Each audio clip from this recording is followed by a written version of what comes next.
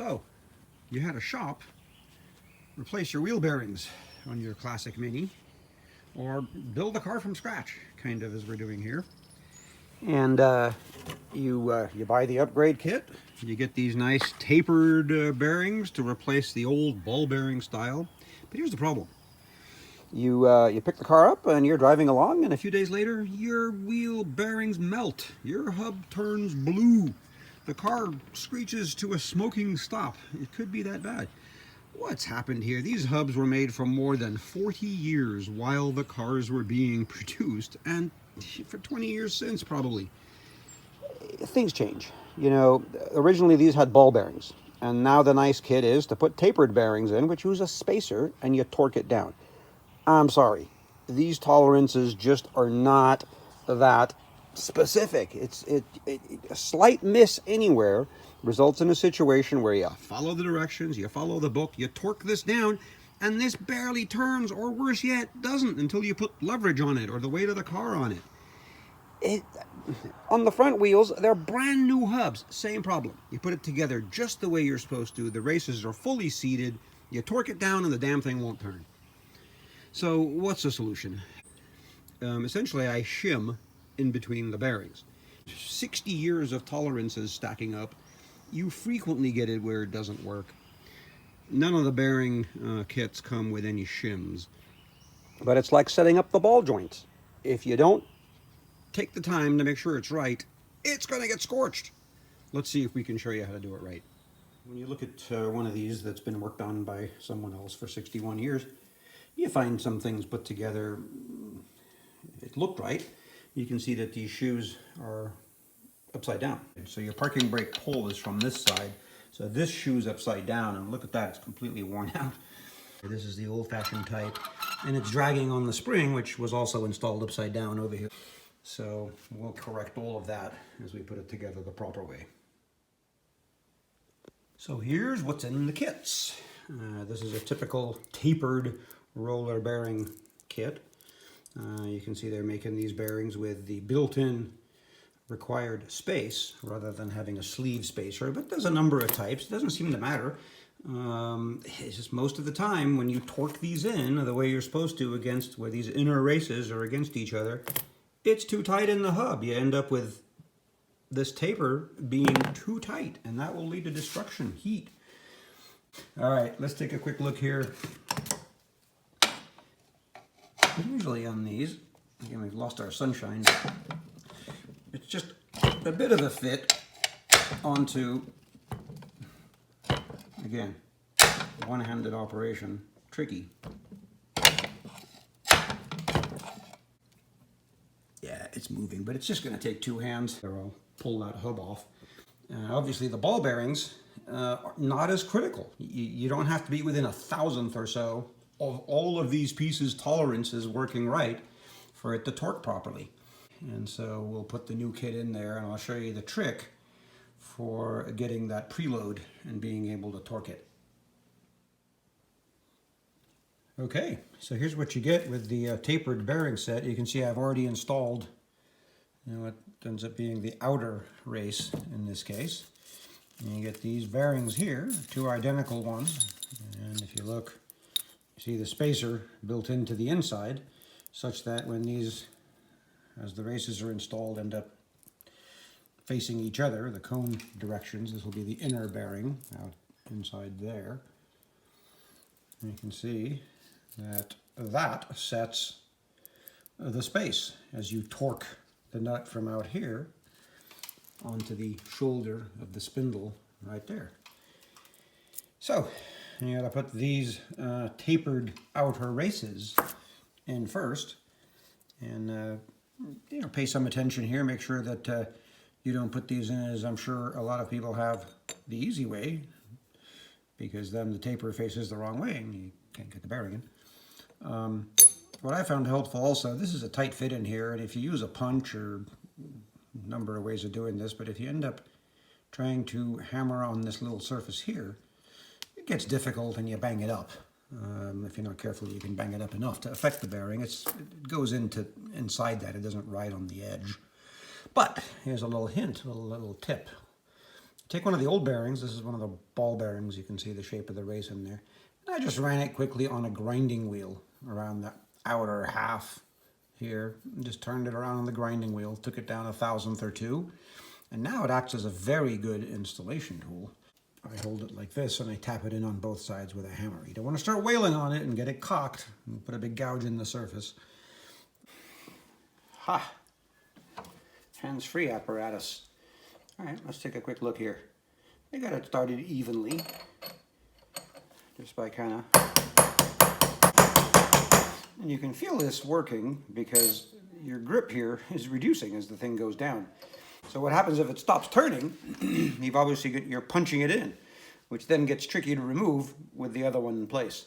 So that's why I took a second here and I ground down the outer race to make this really, if it's on a solid surface, you can really tell when the bearing is seated. Oh, one more little trick we do. It's always possible to dislodge a little flake of metal, and you don't want anything underneath that race when it seats into the hub. So you want this clean. So before it gets to the bottom of its travels, I just take it, blow out the groove there as before the bearing seats with my compressed air. Let's continue here. It's almost there. We should be able to hear a... You can see that's pretty solid. It's no longer walking in. Make sure it's very, very well seated. The precision that these two butt up against each other, and that's where the torque is applied. So when that's torqued, these two pieces are solid, making a barrel for the common, like a common barrel for the bearings to work on. But what happens a lot is that these end up too tight. Right now, you can't really tell. I can spin these bearings independently. It's hard to tell if those races are contacting just from finger pressure. But when you put a nut on here and then start torquing it down to the kind of numbers they want, it'll stop the wheel from turning if you have clearance in there. And that's where I started talking about the shim. I'm going to go ahead and pack the inner one, install it with the seal, and put the hub on. We can remove the outer one to set the preload and the torque and the cotter pin. See, I put the bearing in. It's just one thing to have grease all over your hands, and as I said, I rarely wear gloves. You could just pretty much push these in, at least to get them started straight.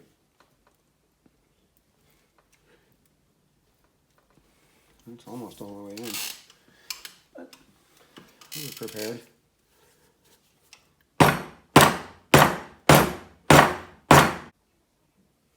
Pretty much low-tech approach. That just gives us confirmation that our shoulder there is all even. Let's get a little bit of a nice blue stuff here on the seal surface.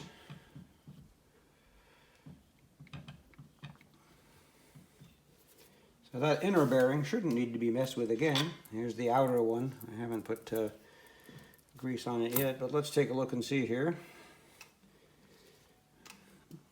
On this surface here.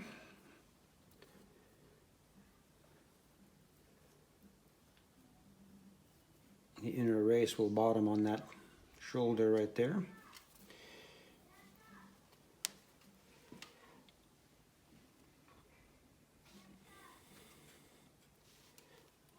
And we'll just have to see if this works nicely.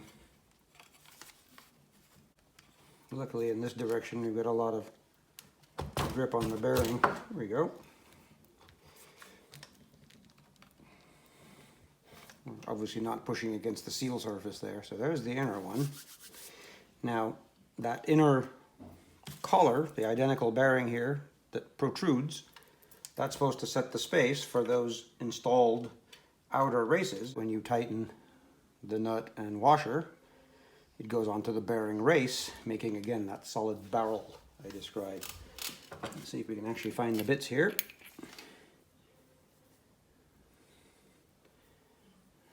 It all looks nice and clean. I'm looking for burrs, unevenness, a big chunk missing, various damage. Let's remember that this is this goofy reverse thread, so I'll use my left hand like a normal. You have to remember on the 15/16 impact. Let's take a quick look here. Let's see if this one does the same thing as the other side. So we're setting this to loosen. It's very counterintuitive. Just bottoming it out. We're not looking for major torque. So now, if all is good, this ought to turn freely. This ought to not be bound up, nor there ought to be any play. And it turns better than the other one when I applied torque like that, but it's under load. You can feel a load there. That's going to lead to some heat. Let's try here. We were nowhere near the suggested torque. Let's take a look and see as we apply maybe a little bit more. The air is not very high up, and I was already unhappy. Now there's even more load on it. It's better than the other side. The other side I ended up putting a 3/1000 shim, and it was still a little on the tight side. I may actually put a 3/1000 here and a 5/1000 on the other one. But you can see how I'm sneaking up on it to make this work. If I go get a torque wrench and whale this up to the number that'll let me put this pin in, this is going to be even tighter. But there's a lot of heat here. There's a lot of more rolling resistance that makes the engine work harder, the cooling system work harder. This hub's going to get hot. If you really get it scorching, the grease will be ejected, the bearing, the parts will turn blue, many things can happen, and this one isn't that bad. I've seen many of these. You follow the directions. Before you're done tightening it up, you can't really turn the wheel. Yet you've done everything correctly. All right, we snuck into the engine room because I've laid out the bits here. This is one of the inner races of that rear wheel bearing, the ball bearings, the old ones, the 3/1000s and the 5/1000s. I think this is a 5/1000s I have left, and you can see that it fits. It'll fit over the spindle and yet be trapped between the two bearing races, which have the built-in spacers, adding a tiny bit. 3/1000s is about the thickness of an average piece of paper. And so we can see that this is incremental bits. It doesn't take much to correct the problem that we have here. So these are the shims that go on the Mini and the Sprite crankshaft and are used as spacers underneath the crankshaft timing gear. These space the gear on the crank to line up the chain, and it happens to be the perfect ID-OD. You can see how it'll fit over the spindle. So we've got a 3/1000 shim here, measured with our trusty old micrometer. Let me slip it on. Greasy. Remember, I greased the inside bearing. This one here is still dry, but we're trying to establish our correct preload.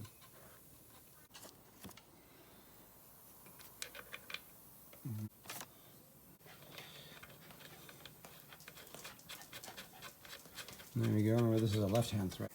So this tightens in the loosening direction because it's that side of the car. Let's just run it in and see what happens with our shim. There we are. Way nicer. Not wobbly. No wobble at the hub. You can turn the bearing against just some seal pressure. So that 3/1000 shim I stole off the other side turned out to be perfect for this side here. Now we can go ahead and torque that up to conveniently find the next hole that the cotter pin will go through. And this side is good to go, assuming, well, after I put grease in it, of course, I'll take it back out. But that's what it takes to make these work. Well, since we have everything set up in the cool of the evening, let's take a look at the other side here.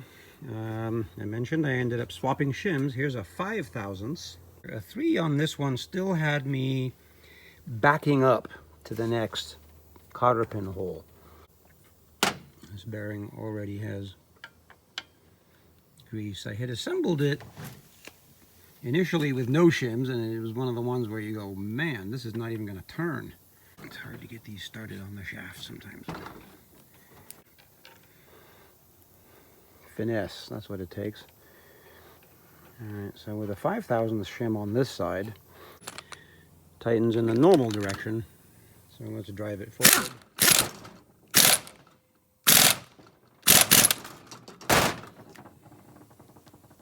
Oh, much better.